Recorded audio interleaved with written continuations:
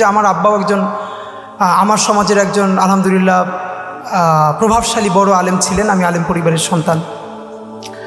শাহবাগ থেকে যখন ডিপার্টমেন্টের দিকে যেতাম, বিশেষ করে চারুকলার দিকের সামনেটা অনেক ক্যারিকেচার করা ছিল, ছবি করা ছিল।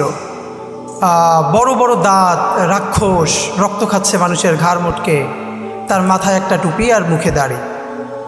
তো বারবার দেখতাম আর ভাবতাম যে এই ছবিগুলো তো আমার বাপ, আমাদের বাবা, চাচা, দাদা, যাদেরকে আমরা জ্ঞানও তো কখনো কোনো অন্যায় বা কারো হক নষ্ট করতে দেখি নাই, এদেরকে এমনভাবে পোট্রি করা হচ্ছে। কিন্তু 15-20 দিনের মধ্যে এমন অবস্থা হলো, আজকে আমি স্মৃতিটা আপনাদের সাথে শেয়ার করি যে আসলে প্রচণ্ড সাহস এবং ব্যক্তিত্ববোধ নিয়ে যদি কেউ দাঁড়িয়ে থাকতে চায়, মানে আমাদের আমলের ত্রুটি আছে, আমাদের আমলের সবার কম বেশি ত্রুটি তো আছেই, কিন্তু শত আমলের ত্রুটি থাকা সত্ত্বেও সম্ভবত আল্লাহ তাকে ওই কাজটা সহজ করে দেন।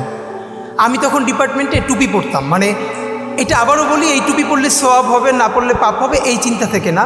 কারণ আমি ভার্সিটির ফার্স্ট ইয়ারে যখন যাই, আমার দ্বিতীয় ক্লাসেই আমার এক ডিপার্টমেন্টের টিচার, উনি ফার্স্ট বেঞ্চ থেকে একদম পিছনের বেঞ্চে আমাকে পাঠিয়ে দিয়েছিলেন। আমি পলিটিক্যাল সায়েন্সের ছিলাম এবং তিনি বলেছিলেন যে এটা মাদ্রাসা না ইউনিভার্সিটি, অনেক বিরাট ক্যাচাল। তো আমার বন্ধুরা আমাকে বলেছিল তুমি ড্রেসটা চেঞ্জ করো অন্তত। তো ওদিন থেকে আমার মনে হয়েছিল যে বাংলাদেশের মতো জায়গায়ও আমার এতটুকুন আইডেন্টিটি ক্রাইসিসের মধ্য দিয়ে যেতে হবে, এইটা আমি যাব না। এইটা না যে এইটা ছেড়ে দিলে আমার যারা প্যান্ট শার্ট পরে তাদের পাপ হয়, সেটা না, কিন্তু আমি ভীষণ স্ট্রিক্ট ছিলাম যে আমি এভাবেই থাকবো, তাতে কপালে যা আছে। তো ব্যাপার যেটা হলো, যখন শাহবাগ চলে তখন আমার ডিপার্টমেন্টের চেয়ারম্যান ম্যাম, নাম বললে অনেকেই চিনবেন, উনি বাংলাদেশের একজন প্রথিতযশা বুদ্ধিজীবীর ওয়াইফ, দুজনেই বুদ্ধিজীবী। তো পুরো ক্লাসে 280 জন, তখন আমরা সেকশন ভাগ হয় নাই, আমার মাথায় টুপি আর 3-4 জন।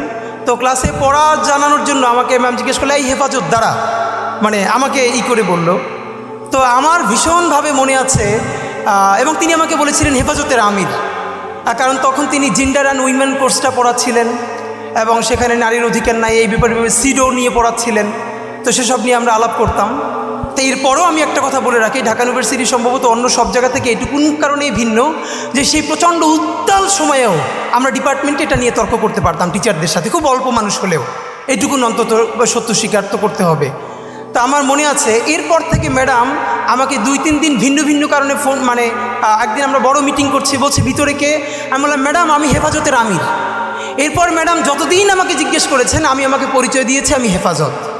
এর মানে আমি ভাবলাম যে তখন তো আমরা এত ম্যাচিউর না, বা এখনও আমরা তো ম্যাচিউর না, কিন্তু ঠিক আমাকে যেটা দিয়ে আমার আইডেন্টিটি নষ্ট করে ফেলতে চায় মানুষ, সেটাকে যদি আমি দৃঢ়ভাবে ধরে রাখার মতো সাহস করি, আল্লাহ সহজ করেন। যখন আমাদেরকে হেফাজত বলে গালি দেওয়া হয়েছে, আবারও আমি বলি, হেফাজতের 13 দফা নিয়ে আমার নিজের অনেক প্রশ্ন আছে, আমার অনেক আপত্তি আছে। এই সমস্ত আপত্তি একপাশে রেখেই আমি বলেছিলাম, প্রকাশ্য দিবালোকে শিশু থেকে শুরু করে বৃদ্ধ মানুষকে ঢাকায় ডেকে চতুর্দিক বন্ধ করে ঘন্টার মধ্যে 1.5 লক্ষ বুলেট ছুঁড়ে গণহত্যা করা যাবে না, এবং এটা গণহত্যা।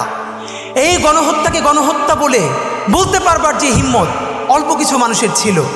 তো যেটা হয়েছে এবার দেখেন, তখন যেই হেফাজত বলার মতো আমাদের হিম্মত আল্লাহ দিয়েছিলেন, আজকে বাংলাদেশে 2024-এ সেই আবারও করে কারা রাজাকারের সন্তান, রাজাকারের নাতিদেরকে দিব, তখন আমরা তুমি কে আমি কে, রাজাকার রাজাকার এই কথা বলে, মানে আমাকে দিয়ে দেখে তুমি আমাকে আইডেন্টিটি ক্রাইসিস তৈরি করো, আমাকে ভিকটিম করো, আমার মানবিক মর্যাদা ভুলুণ্ঠিত করো, আমি সেটা তো তোমার, আমি রাজাকার তো তুই কি, এই কথা বলেই কিন্তু আমরা রাজপথে নেমে এসেছিলাম এবং মসনদ ভেঙে গেছে।